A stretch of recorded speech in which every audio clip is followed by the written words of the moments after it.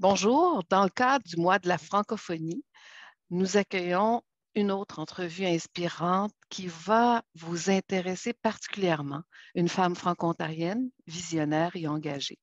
Je suis Étel Côté, professeure associée à l'Université de l'Ontario français, experte en développement stratégique à l'Association des communautés francophones de l'Ontario de Stormont-Dundas-Glengarry et animatrice pour cette entrevue, avec la francophonie qui dessine le monde de demain.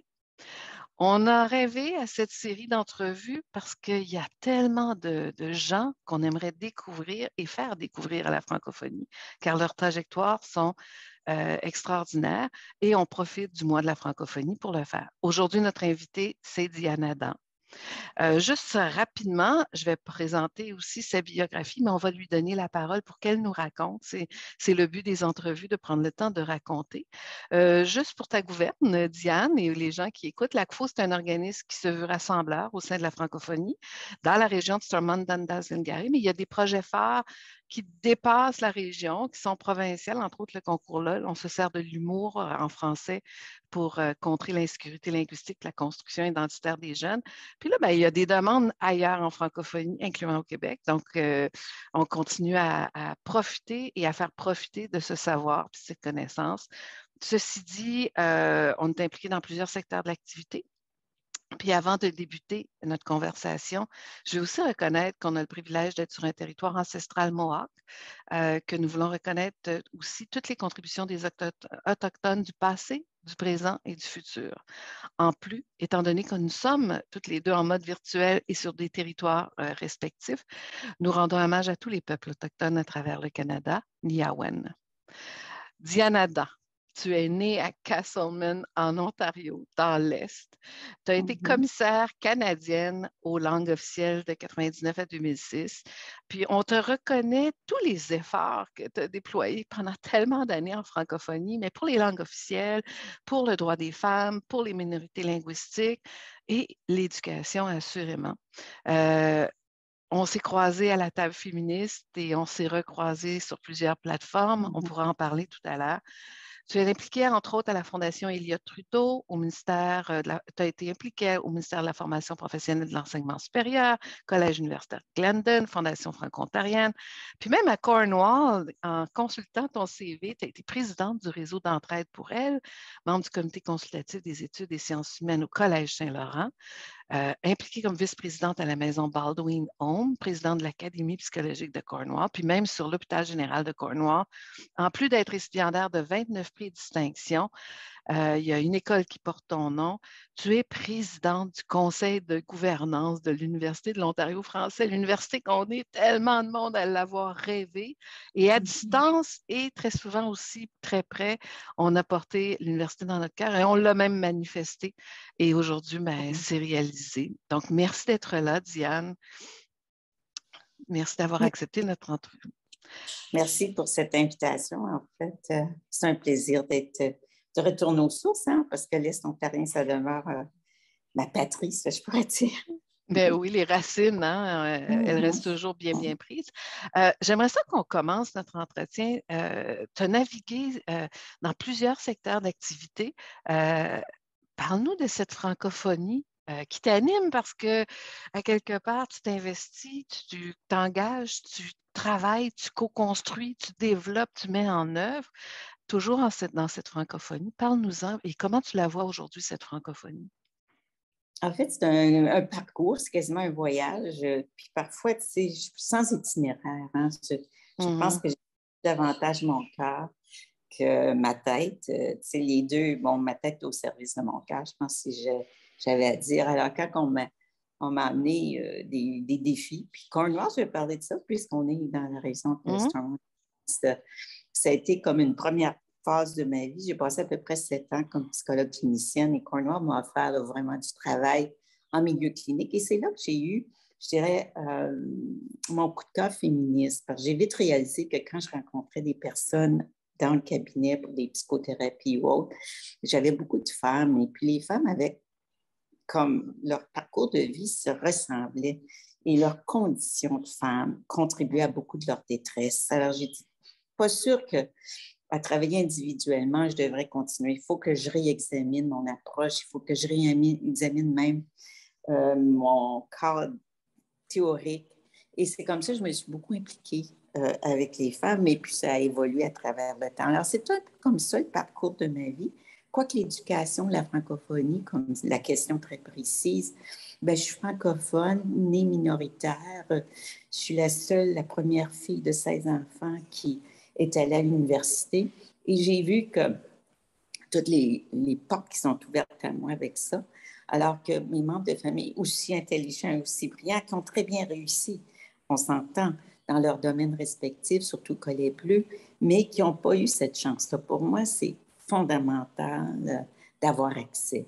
Alors, déjà très tôt, c'est devenu un peu un cheval de bataille pour que les francophones en Ontario et ailleurs au pays puissent avoir accès à cela et à tous les services en français. Parce que pour moi, une francophonie, la langue française, la façon de se définir comme individu est étroitement reliée à notre langue, notre identité. Pardon, je ne sais pas, j'ai il y a eu une interruption. Il n'y a pas de problème. On a quelqu'un qui fait des petites coupures quand ça arrive. Donc, tu étais pour nous la francophonie puis l'éducation. Oui, c'était étroitement rattaché à notre identité, hein, à la façon d'être. Alors, il faut quand même pouvoir vivre dans des espaces en français, pas strictement à la maison. Alors, il faut pouvoir s'épanouir et rayonner. Pour moi, toutes les sphères d'activité de la société doivent être accessibles pour les francophones, dans la mesure où on le peut, bien sûr, à l'échelle du pays. En Ontario, on est suffisamment nombreux pour avoir commencé. On a acquis toute l'éducation de petite enfance et maintenant à l'université. Et pour moi, c'est important qu'il y ait des institutions, des établissements qui pensent et soient au service de cette francophonie et répondent à leurs besoins. L'IOF, en fait, c'est sa mission. Je suis bien fière d'avoir contribué à mettre ça sur pied. Puis, tu fais référence à l'importance de l'éducation dans toute notre construction identitaire. Tu as tout à fait raison. Cette éducation-là est super importante. Puis, on s'est battu pour l'université, on s'est battu pour nos collèges, on s'est même battu pour nos écoles en Ontario français. Et là, nos services de garde. Puis finalement, ben, ces morceaux-là sont tout en place. Parle-nous un peu plus de l'Université de l'Ontario français. Tu as joué un rôle critique pour l'obtenir, ben, pour la rêver, la réfléchir, l'innover, parce qu'à quelque part, une université pourrait être créée dans les mêmes carcans peut-être que d'autres grandes institutions, mais comment innover? Puis on l'a obtenu, puis là, tu continues à jouer un rôle critique. C'est quoi cette université-là puis comment elle s'articule, puis comment les premiers mois, vraiment, dans la mise en œuvre, puis dans l'ouverture et tout ça, comment ça se vit? Donc, parle-nous-en un petit peu plus. Alors, disons que je me suis impliquée parce que j'ai été invitée par le gouvernement de l'époque pour présider un conseil de planification de l'université. On savait, je pense que la décision avait été plus ou moins prise grâce à l'action communautaire, encore une fois. Et le gouvernement a décidé que oui, on devrait sérieusement penser à créer cette université, mais quoi? On est au 21e siècle, on est à Toronto, dans le centre-sud-ouest, où on a une population hautement diversifiée, où on part à peu près de zéro. Et quel genre d'université on doit avoir?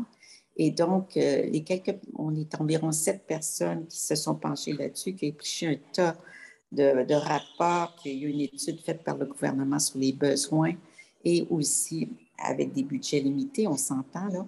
Mais alors, cette université est différente dans le sens qu'elle est pensée pour répondre aux besoins de la société contemporaine. C'est-à-dire qu'aujourd'hui, les disciplines s'entrecroisent, les problèmes sont complexes, on le sait, on le voit là avec les problèmes en Ukraine en ce moment, ça va avoir un impact partout mondial. On est super interconnectés, nos économies sont interconnectées, la santé, tout, on le voit avec la pandémie, tout est interconnecté. Alors, on ne peut plus juste penser en fonction d'une discipline. Il faut que la personne et le jeune diplômé de nos universités puissent voir les enjeux, que ce soit des enjeux démographiques, des enjeux environnementaux, politiques, en fonction d'une lecture qui est beaucoup plus interdisciplinaire ou transdisciplinaire. Il faut également que ces jeunes-là à la fin de leurs études, leur parcours d'études du bac et peut-être plus, hein, soient outillés pour œuvrer. Parce que ce qu'ils apprennent à l'université, déjà, on se fait dire par les employeurs, au bout de 4 ou 5 ans, c'est plus pertinent. Comment on les apprend à pouvoir naviguer et se continuer à apprendre et s'outiller dans un environnement qui est en constante évolution et d'un constant changement rapide. Alors, on voulait cette université-là, numérique, transdisciplinaire, qui est axée sur des enjeux plutôt que des disciplines, sur des savoirs, non seulement théoriques, mais pratiques, et le tout soit intégré, et que ceci se fasse évidemment dans un contexte d'apprentissage interdisciplinaire, donc des équipes d'enseignants plutôt qu'un seul enseignant, où l'accent est vraiment mis sur les étudiants et l'apprenant. Alors, et préférablement aussi en comodalité, c'est-à-dire qu'on puisse, comme nous sommes sur un territoire qui est vaste, dans le centre-sud-ouest, qu'on puisse aussi avoir à la fois des enseignements sur place et en ligne. Mais là, on voit que la pandémie a forcé toutes les universités à faire ça, alors que nous, c'était dans notre projet original. Alors, il y a beaucoup de... Donc, cette université prend place. Elle a commencé avec 4 programmes. Déjà, on en ajoute, mais on peut envisager qu'au bout de 10, 15, 20 ans, parce qu'il n'y a aucune université qui se construit du jour au lendemain, que ce soit l'Université d'Ottawa, l'Université Laurentienne où j'ai œuvré, ça a pris des décennies pour avoir plus de programmes, et c'est ce qui sera pour cette jeune université qui démarre le cas. Alors, nous en sommes là, et donc, je pourrais vous en parler des heures de temps, mais on ne dispose pas malheureusement de ce temps-là. Mais on pourra inviter les gens à regarder le site Internet. Il y a des vidéos, il y a des entrevues, il y a des articles, mais tu es vraiment une porte-parole assez fascinante parce que, en peu de mots, je trouve que tu as bien résumé tout l'esprit de cette université-là. Donc, moi, je porte le petit chapeau aussi de professeur associé. Donc, de l'interne, je le vois, cette approche pédagogique différente, résiliente, engagée, mais novatrice. Et je vois aussi comment les étudiants et les étudiantes le reçoivent. Donc, ce que tu viens de nous raconter, ça se passe pour vrai. Oui, puis ce qui est important, je crois, c'est comme c'est novatrice, on a fait l'objet de plusieurs critiques, tu sais, souvent des universitaires, c'est normal, parce que c'est pas leur vécu, puis ils ont de la misère. Moi, je sais, j'ai vécu à l'intérieur comme gestionnaire, comme instructrice et principale, de faire changer le monde une structure, une infrastructure. C'est très difficile de s'imaginer qu'on puisse faire autrement. Quand on parle innovant, on dérange le statu quo. Et de croire qu'on va déranger, puis se faire applaudir, pas critiquer, je pense que c'est illusoire. Alors, moi, je pense que les meilleurs porte-parole pour UOF vont être les profs et les étudiants que moi, parce que, et j'ai hâte d'entendre tous ces jeunes de sortir, parler de leur expérience, de ce qu'ils vivent. Tu sais que la communauté francophone, tu le sais parce que tu es sorti dans les rues aussi, a manifesté quand il y a eu des annonces de coupure de financement. À Cornwall aussi, il y a eu des manifestations au Parc Lamoureux et tout ça. On était là. Comment l'université, est-ce que ça va être avec le mode commodal qu'on pourra, possiblement les gens de Cornwall aussi participer? Tu fais référence au centre-sud-ouest, mais j'imagine qu'il y a une accessibilité en francophonie. Oui, certainement. Il y a une accessibilité, même en raison de la pandémie, on l'a vu, on a même des gens à l'international qui sont branchés, comme tu sais, ailleurs au Québec. Alors, c'est un démarrage, donc oui, parce que ça se veut quand même des programmes uniques en province et je crois qu'on va pouvoir rayonner. C'est sûr qu'on est en démarrage, mais la capacité est là, okay, vraiment. Oui, puis toute la technologie et le savoir-faire est en place parce qu'on le vit dans les cours présentement. Tu sais que c'est le mois de la francophonie dans quelques jours, mais c'est le 8 mars aussi. Tu as fait un petit clin d'œil aux organismes de femmes dans lesquels tu as été impliquée à Cornwall. Tu es une féministe, tu as été impliquée dans des mouvements féministes pour la défense des droits des femmes. À la veille du 8 mars, comment tu la vois, la situation de la femme franco-ontarienne? Et c'est quoi ton aspiration par rapport aux prochaines années? Moi, j'avoue que je suis inquiète un peu parce qu'encore une fois, je reviens à mon propos que nous sommes interdépendants, qu'on ne peut pas vivre en isolement, ce qui se passe au Canada, au Québec, en Ontario, et le statut de la femme, et on se considère en guillemets chanceuse, mais il y a des reculs majeurs à l'échelle mondiale, et puis on ne peut pas vraiment, qu'on le voit dans le cas de droit à l'avortement, même aux États-Unis, de croire que c'est des acquis. Alors, tout à l'heure, au début de l'entrevue, tu as parlé de combat, qu'on a acquis nos écoles, on a acquis jusqu'à l'université. Mais ces combats-là doivent être maintenus. C'est de croire qu'on peut s'asseoir sur nos... S'il y a une chose que j'ai appris à propos des femmes, des personnes en situation minoritaire, on ne peut jamais cesser la garde. Il faut qu'il y ait une vigie constante et de penser qu'on est acquis, qu'on peut s'asseoir. Oui, on peut se reposer temporairement, mais jamais cesser de veiller au grain, ça, on pourrait dire. Dans le cas des femmes, moi, je crois que nous sommes à une étape. On a eu comme une période, je dirais, j'irais même loin, assez loin. Moi, je n'ai jamais cessé de m'appeler féministe. Peu importe où je suis allée, tout ça. Puis je me suis fait dire combien de fois, tu sais, ça peut tenir. Mais moi, je me suis dit, non, je suis ce que je suis. Puis même si ça dérange, ça peut déranger certaines personnes, on ne peut pas parler d'innovation, de changement si on ne bouleverse pas. Là, puis probablement, un des prix que j'ai plus apprécié dans ma carrière, c'est la direction générale de la condition féminine qui avait reconnu, je me souviens, une trentaine ou une vingtaine de femmes à travers la province, puis il avait créé un poster, puis ils nous avaient appelé les grandes dérangeuses. Puis j'ai toujours aimé ça. Je me suis dit, c'est le fun, tu sais, comme... parce que je crois que les jeunes, puis on va parler de la relève, il faut oser. Il faut, si on croit quelque chose, il faut agir. Puis, on s'entoure. Mais tu n'as pas besoin d'avoir une armée. Quelques personnes, souvent, suffit. Pour l'UOF, je peux vous dire qu'on n'était pas nombreux. Il y a eu toute une communauté derrière nous, mais pour la créer, la penser, puis ensuite, cheminer dans les tracas politiques nombreux que nous avons eus. Il s'agit d'avoir une belle stratégie, puis d'être vraiment persévérant et de croire fermement, d'avoir la foi, comme on dit.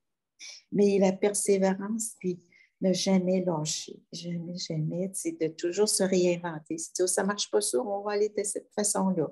Et puis, et je crois que c'est la même chose pour les femmes.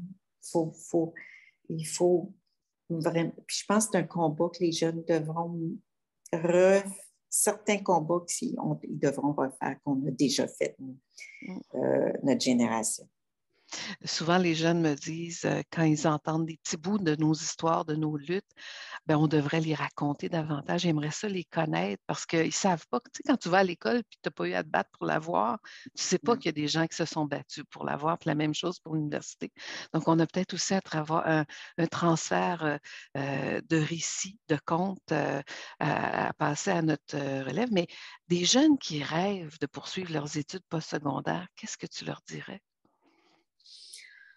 D'abord, de vraiment poursuivre, ça c'est bien important parce que une école secondaire, un diplôme d'école secondaire était peut-être suffisant il y a quelques générations, mais aujourd'hui, c'est minimalement, puis probablement continuer à apprendre de différentes façons, hein, parce que ce n'est pas seulement à l'université qu'on apprend. Il faut aussi avoir l'expérience sur le terrain, dans la vie. Et puis, moi, je dirais de tenter différentes expériences. Si je regarde puis je ne veux pas me prendre en modèle, là, mais qu'est-ce qui m'a fait que je me suis fait des muscles, que j'ai découvert, c'est que j'ai changé de ville souvent. J'ai changé de métier souvent. Et souvent, pas nécessairement, c'est parce que c'est une opportunité. Alors, d'oser dire OK. Puis qu'à chaque fois qu'on change, on découvre de nouvelles personnes.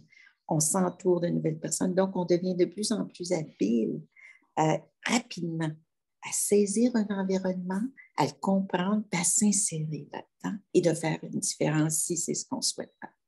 Alors, pour moi, c'est parce que la vie est riche à mesure où on va chercher ce qu'elle veut nous offrir. Puis ça peut être des expériences de voyage, ça peut être des expériences de travail, des expériences d'études, des rencontres significatives, mais il y a des gens partout qui sont là pour nous appuyer, soutenir, puis c'est pas beaucoup. Il s'agit de faire notre niche puis trouver où on est confortable. Et de là, c'est un univers qui s'ouvre pour nous. Mhm. C'est tellement inspirant ce que tu partages, puis j'espère que ce petit bout-là, en tout cas, on va le diffuser, mais plus même. Ceci dit, Lacfo, quand je regardais ton CV, il y a des petits arrimages vraiment intéressants avec les objectifs de développement durable, entre autres. C'est comme si encore là, tu étais bien avant ton temps de t'impliquer dans plusieurs créneaux, de dire il y a des luttes, il y a des choses à bâtir, il y a des choses à développer pour l'accessibilité à tous et à toutes. Lacfo SDG aussi s'active puis promouvoit les initiatives qu'elle fait, mais les initiatives des autres qui s'inscrivent dans les objectifs de développement durable. Puis, j'en ai noté certaines de tes parties de vie sont en lien, entre autres, avec l'éducation de qualité, comme tu l'as mentionné, l'égalité entre les genres avec tout l'investissement dans les groupes de femmes, la réduction des inégalités, la justice sociale, qui sont des objectifs de développement durable. Tu sais que c'est l'agenda 2030. On sait que les États interpellent les institutions, la société civile de dire, ben, il faut faire ça ensemble. Ce n'est pas le politique qui va tout faire. Comment tu envisages, comment tu les comprends, ces objectifs de développement durable-là, puis comment tu envisages peut-être leur mise en œuvre ou leur intégration, comme exemple, à l'Université de l'Ontario français, où est-ce que tu es impliqué présentement, ou dans la communauté en général? Un des volets on n'a pas parlé d'université, mais que moi, j'ai toujours tenté, puis je vais le donner un exemple très précis. Quand j'étais active avec certaines femmes dans la table féministe francophone de l'Ontario français ou le réseau des chercheurs féministes d'Ontario français, moi, j'ai toujours trouvé que la recherche, la connaissance était au cœur des revendications. Il ne suffit pas de dire on a droit, il faut démontrer, étayer, illustrer et donner des exemples et montrer comment. Et alors, la table féministe et le réseau de chercheurs féministes s'étaient associés étroitement pour comme dire, OK, dans la perception des pensions alimentaires pour les femmes, qu'est-ce qu'on peut démontrer? Donc, on est allé chercher des données, on a illustré le propos, puis on a fait ensuite une revendication politique pour qu'il y ait une perception directe des pensions alimentaires. On était très actifs là. J'ai fait, quand j'étais commissaire aux langues officielles, c'est la même approche que j'ai adoptée. Dans le dossier d'immigration, qui est super important pour les minorités et pour la francophonie canadienne, j'ai dit ça, j'arrivais de Toronto, je voyais comment cette ville et notre pays se transformaient et que si nous, on était laissés à l'écart, on était foutus à plus ou moins long terme. Donc, l'importance, donc on a fait 2 études sur l'immigration pour convaincre le gouvernement fédéral de changer la loi, d'insérer et puis même d'exiger qu'il y ait une responsabilité en vertu de la loi sur les langues officielles, de s'impliquer, de soutenir l'immigration. Ça remonte à plusieurs années. Et encore, on n'atteint pas nos objectifs, on le sait. Et pour moi, donc, si je reviens, c'est cette importance-là dans le développement durable de voir de pouvoir se projeter à l'avenir, mais aussi de faire les actions aujourd'hui pour s'assurer qu'on fait partie de l'avenir. Et donc, si notre intérêt est le maintien de l'égalité des femmes ou de la francophonie en milieu minoritaire, par exemple, bien, on doit se projeter à l'avenir et faire et penser et réfléchir ensemble. Donc, l'ACFO a un rôle primordial, tous ces réseaux-là. Moi, je pense que tous les regroupements, que ce soit la violence faite aux femmes, il y a des regroupements, mais tous les regroupements par intérêt, que ce soit maintenant on a des associations de Noirs immigrants pour favoriser l'intégration, tout ça est fondamental, mais ils doivent s'occuper du présent aussi, s'occuper de l'avenir, c'est-à-dire projeter qu'est-ce qui s'en vient. Alors, toujours une approche proactive qui nourrit. Pour revenir à l'UOF, une des choses puis je reviens c'est mon dernier, comment la recherche collaborative est essentielle, et même au baccalauréat. Alors, on veut que... Puis à l'époque, on parlait de recherche, je ne sais pas, action, si tu te souviens, et recherche-intervention. Et donc, une personne qui est en niveau d'innovation sociale comprend très bien ça. Mais pour plusieurs universitaires, c'est quoi ça? Encore aujourd'hui. Mais pour moi, une université comme la nôtre doit, comme en fonction des enjeux, comme on parlait de clés pour la francophonie, et d'autres, on n'est pas exclusivement pour cela, on est une université aussi qui peut porter sur d'autres enjeux, mais on doit privilégier ce genre d'approche de recherche en relation avec notre communauté, le Carrefour francophone, les employeurs, etc., doivent participer à nos enseignements, mais aussi à la recherche avec nos étudiants et professeurs. Mon Dieu, que tu viens me rejoindre parce que ça fait des années, je dis qu'on n'a pas assez documenté avec des données probantes. L'innovation franco-ontarienne, il se passe des choses fascinantes depuis toujours. Souvent, on fait beaucoup avec peu et on change notre monde. Puis de savoir que l'université est au rendez-vous au niveau d'éventuelles recherches collaboratives, c'est fascinant, entre autres pour l'entrepreneuriat social, l'économie sociale et solidaire, les coopératives et les groupes de femmes. En tout cas, à tous les points de vue, le leadership jeunesse qui a été reconnu, pas juste en Ontario, mais à travers le monde. En tout cas, on a de quoi documenter pour encore là défendre davantage. Chère Diane Adam, c'était un plaisir de te retrouver, mais je pense qu'il y a beaucoup de monde de Cornwall qui vont être contents d'entendre ton récit, mais aussi de la francophonie, de t'entendre aussi. Sur ce, je te fais la bise à distance et je te souhaite un bon mois de la francophonie. Merci d'avoir pris le temps. À vous aussi. Une bonne journée de la femme pour le 8 aussi. Assurément à toi aussi.